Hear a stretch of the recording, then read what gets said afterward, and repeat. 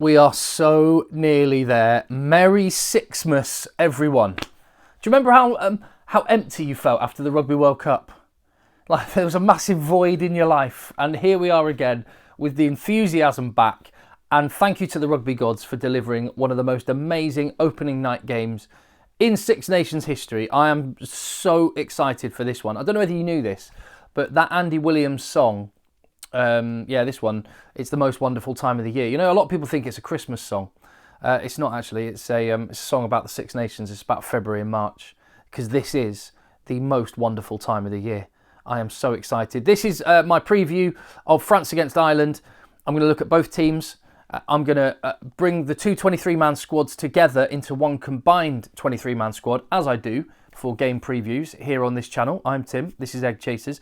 And we'll see where the balance of power might lay and what that tells us about how this game is going to play out on Friday night in Marseille. And on that subject, by the way, I mean, what a matchup we've got. There are matchups right across the park, as I will go through in a second. And if this game even delivers half of what the game in Dublin last year gave us, then we're going to be very happy. That game last year was, well, at the time, it was the best game I'd ever seen. Well, certainly the best half of rugby I had ever seen.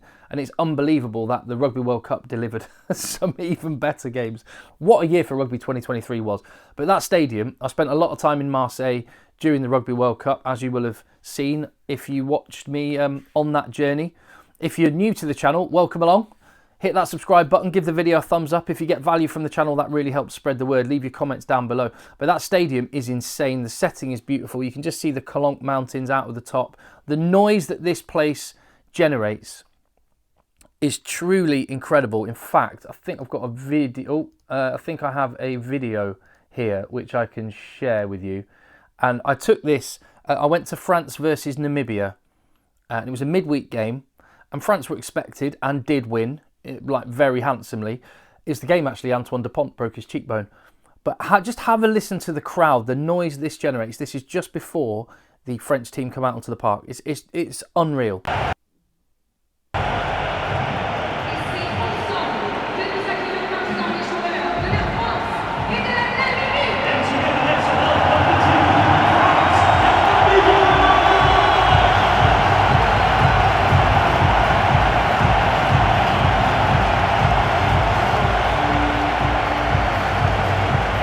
Honestly, the noise is insane. So I'm very, very jealous of the people that are going to be there. As for the teams that will be taken to the field, let's have a little look at the French first. And what do we say about France? Well, we knew Antoine Dupont wasn't going to be there. I watched him play on Sunday night for Toulouse, and now he's on sevens duty, getting prepared for the Olympics later this year.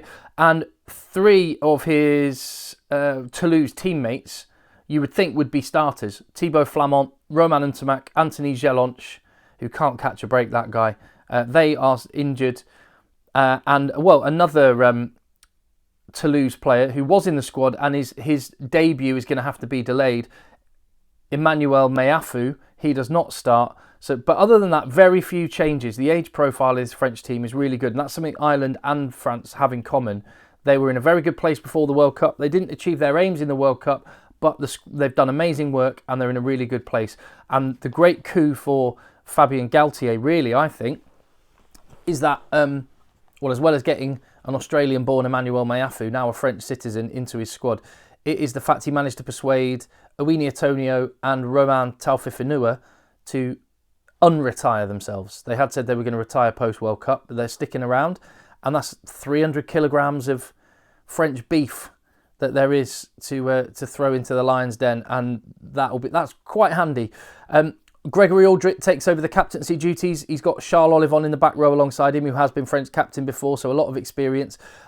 Whilst the Toulouse partnership of Dupont, Ntamack isn't there, they have got the Bordeaux combination of Luku Jalabert. Bordeaux playing amazing rugby this season, and they've got both the wingers there. And that's one of the interesting selections here, isn't it? Yoram Moefana getting the nod ahead of Louis Biel-Biarré.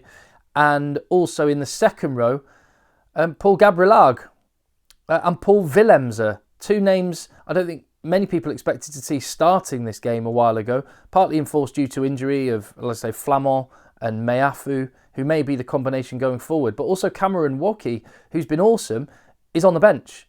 And he's been playing brilliantly for Racing 92. He's been great for France.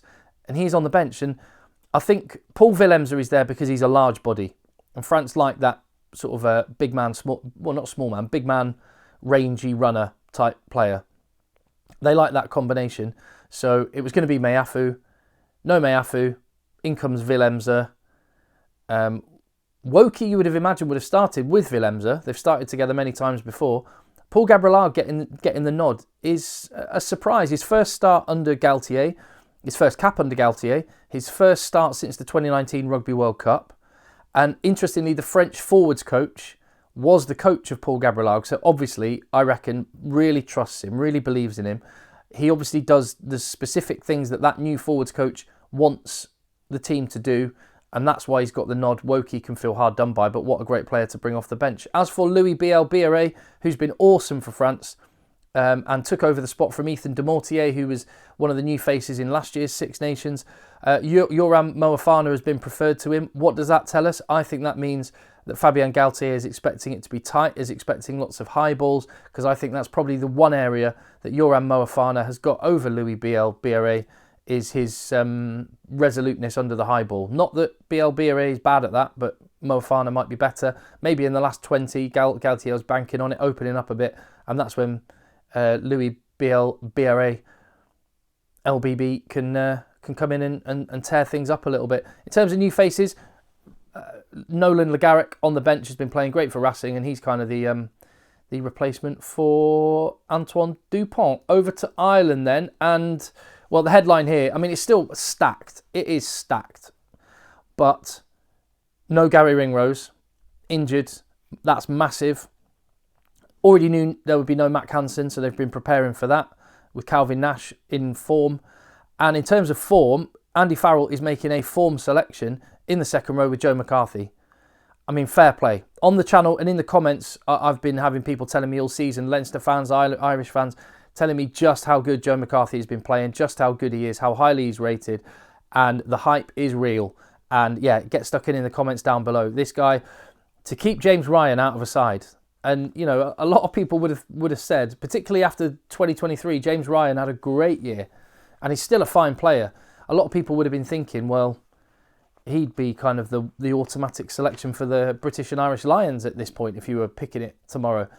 And he's on the bench for Ireland. I actually think rather than that being a case that James Ryan has stepped back, it's just a measure of how far Joe McCarthy has stepped forward, and this is Big Joe's time. So what a night for him that is going to be. And well, what that just tells you about the depth in Irish rugby, and that the production line continues to do its job. Another surprising selection perhaps, Conor Murray on the bench.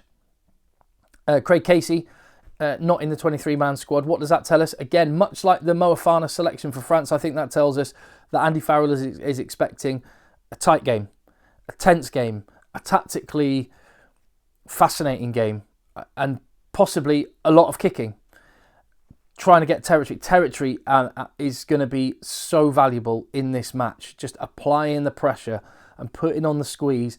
And the selection of Conor Murray hints definitely at that. And that's interesting, isn't it? So Fabien Galtier's got his rapid man, his little box of tricks in Biel-Biarré on the bench to come on.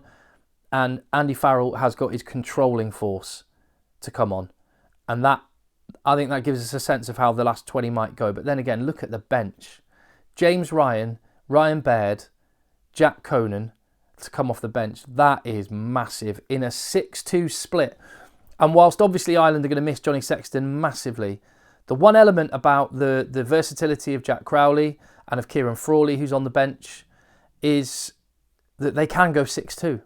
They can have the confidence to put the six forwards on the bench. And that is a fascinating subplot in this absolutely massive game. Jack Crowley, big night for him. He's been playing really well. And there was that game, what was the game recently, playing for Munster? It was in the Champions Cup. Was it away at Bayonne? I can't remember exactly what game it was, but he had a really wobbly first 20 minutes and I thought, oh dear. But then he just grew and took control and seems calm. And without Jimmy O'Brien on the bench, Kieran Frawley, the perfect 23-man squad. So, and one final thing to say, no Ulster player in that, which is a shame.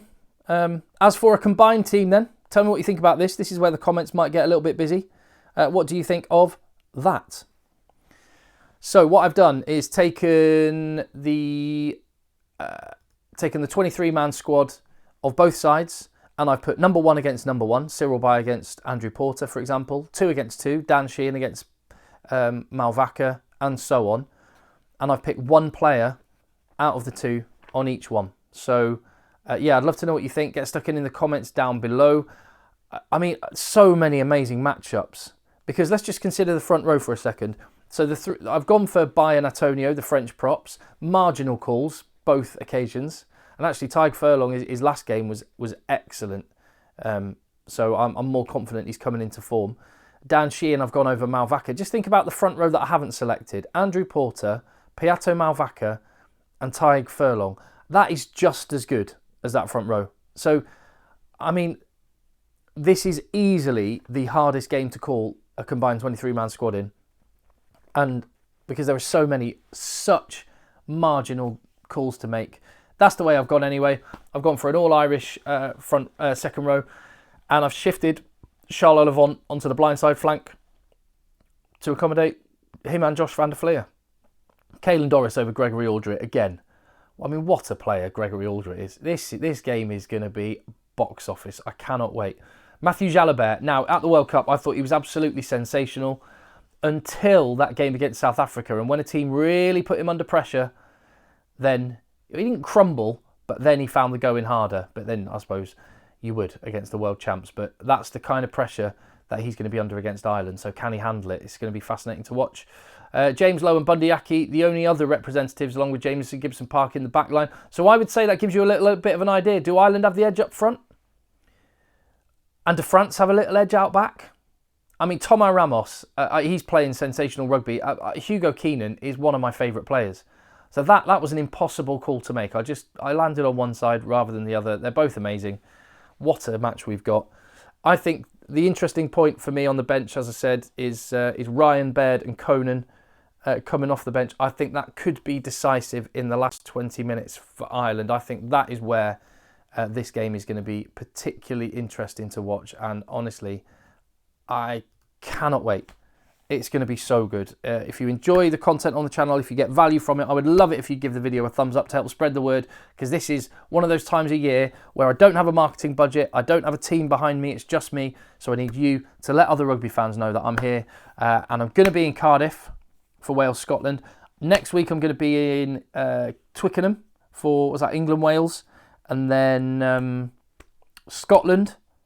I'm going to be taking a trip to Murrayfield, and I'm going to be at Twickenham for England-Ireland as well. So I'm going to be all over the place during the Six Nations. I'm going to be here with you on the channel. I'm Tim, this is Egg Chasers, and roll on the Six Nations. Happy Sixmas. See you on the next one.